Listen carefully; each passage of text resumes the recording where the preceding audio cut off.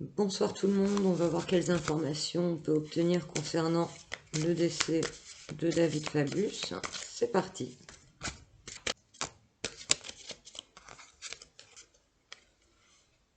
La première carte, elle nous met direct dans l'ambiance. Je vous dis pas l'ambiance, c'est très lourd. Donc, première chose, c'est sûr et certain, il est bien passé de l'autre côté du miroir. Il n'est pas planqué quelque part, protégé, ni quoi que ce soit. Pour moi, il a bien passé le cap. Son temps était compté. Dans cette histoire, il y a un mélange d'histoire de cœur, il y a un mélange de rituels, de jeux, il y a un mélange de FM et il y a un mélange avec des histoires d'enfants. Ça fait beaucoup de choses qui pesaient sur cet homme. Il savait qu'il était en danger. Il y a aussi une histoire d'argent, de diamants, de coffre-fort. Alors, est-ce que ça a un lien avec l'affaire Ben Titi, Lala?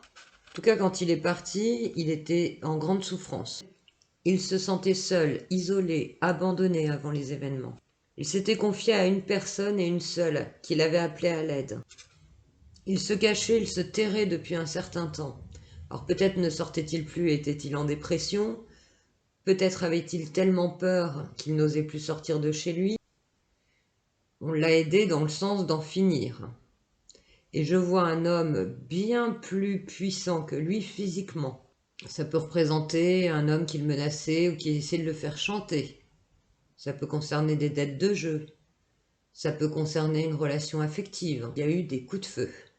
Et il y a eu une dispute avant l'événement. Il est mort assis. Avant qu'il bascule dans le vide, il a craché du sang.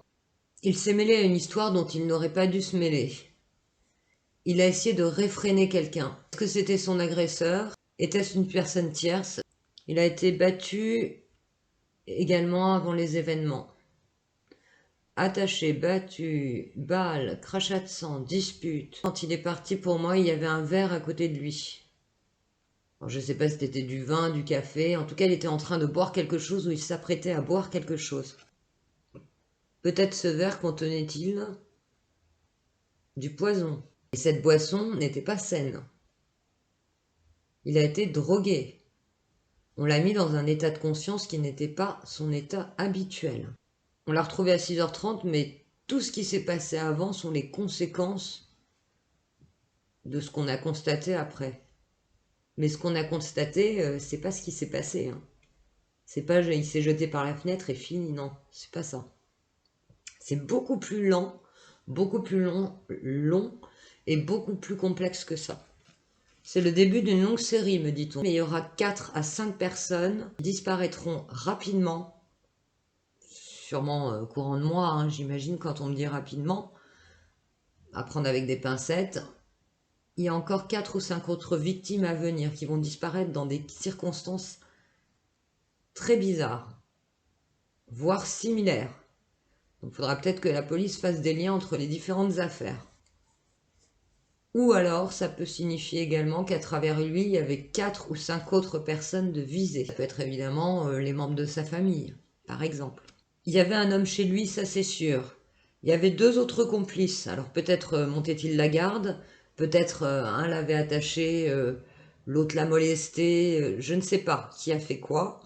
En tout cas, pour moi, au total, ils étaient 3. Les 3 ont pris la fuite à une vitesse éclair. Pour moi, c'est quelque chose d'extrêmement organisé. On n'a pas affaire à des amateurs du tout. C'est une organisation qui a fait ça. C'était planifié de longue date. Il avait peur, il avait déjà reçu des menaces. Parmi les hommes qui ont participé à ça, il y a quelqu'un qui a les cheveux roux. Il y en a un autre qui est d'origine européenne et brun.